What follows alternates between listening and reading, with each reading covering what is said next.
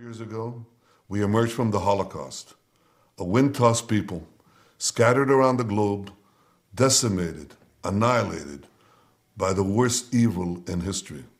Yet today, Israel is a rising power among the world.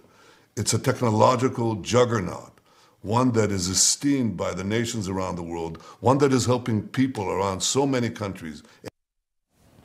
It is a land that has been central to human history and the formation of three of the world's largest religions. But as a nation, its creation 75 years ago has been marked by both triumph and tribulation. Israel is celebrating its diamond anniversary this year. And yet, despite new political divisions and near constant threats of violence, the country is still finding strength in its accomplishments. And here with me now in studio is the founder and the director of the IDSF, Israel's Defense and Security Forum, retired Brigadier General Amir Avivi, to discuss. General, thank you so much for being here. It's a pleasure. It is a pleasure because, look, Israel is the only liberal democracy in the Middle East. It is a hub of innovation. It's an economic powerhouse, despite all of the challenges that it has. What does this anniversary mean to you and to the people of Israel? For me, not only Zionism didn't end, it's just starting. We're looking at a great future for the state of Israel. I think the accomplishments are astonishing, economically, culturally, scientifically, vibrant society. Sometimes too vibrant. We have a very vibrant society, very democratic, very passionate. But we also have a lot of challenges. We're in a very tough neighborhood, and I think that after 2,000 years of exile, with everything we went through, including the Holocaust, we cannot take for granted our existence in the land of Israel. Absolutely.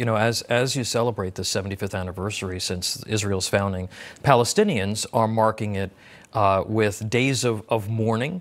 The hostility continues between the two sides. Today, just last week, Israel sustained 5 days of rocket fire from Gaza, and you've got Iranian support for Palestinian extremists.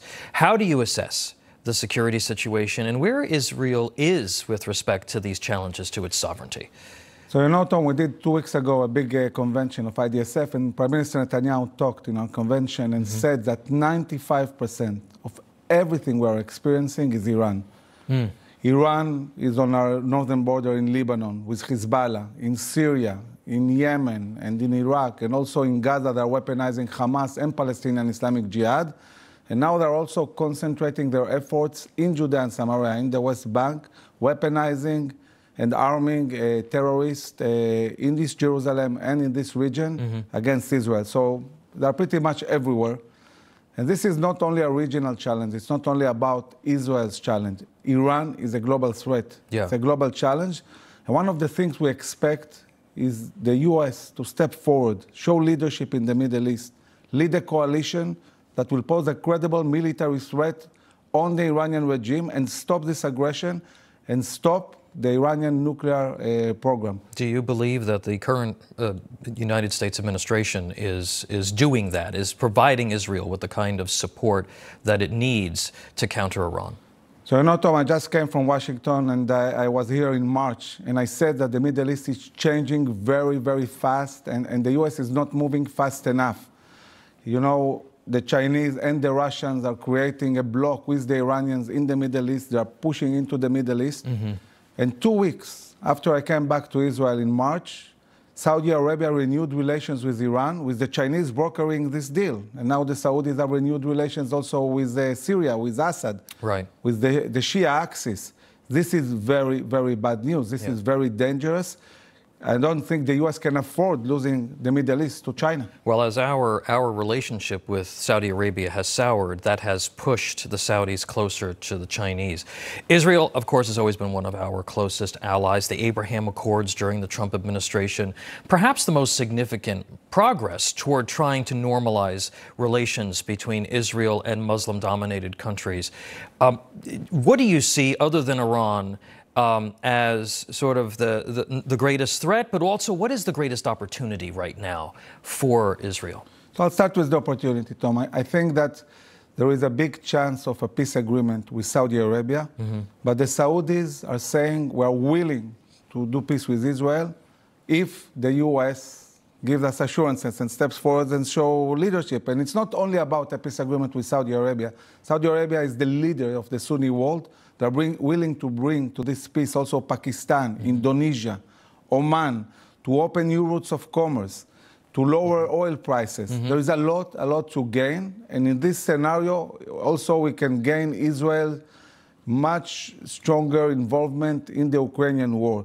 So really, all the U.S. needs to do is put the ring on Israel's finger, and show commitment, and this will bring a strong security to the region. I have less than a minute left, but I want to end on a positive note. The Israeli people are so positive, despite the challenges and despite the environment that they live in, like you said, in that tough neighborhood. Talk to us a little bit about that positivity and how important that is to national pride and security. So we're a 4,000 years old nation. We have gone a long way in history. And, we are strong believers that the Jewish people, they have a purpose in this world. And we want to pursue this purpose of bringing, world peace and helping the world all around. So yes, Israelis are very optimistic and very strong. And I think really the most important thing for us, more than the army and all our technologies, is really the spirit. It's our Jewish dynastic spirit. Faith, so important to the survival of Israel. General Avivi, thank you so much for being here. Really appreciate it. Congratulations to you and happy anniversary to all of our friends in the State of Israel. All right.